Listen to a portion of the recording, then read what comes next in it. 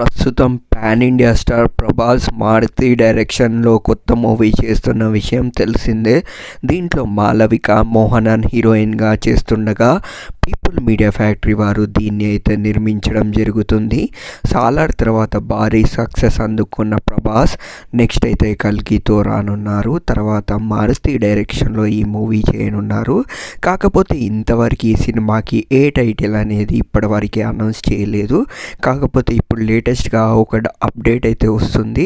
రేపు ఈ సినిమాకి సంబంధించిన టైటిల్ ఫస్ట్ లుక్ అనేది రిలీజ్ చేస్తారని అఫీషియల్గా తెలుస్తుంది.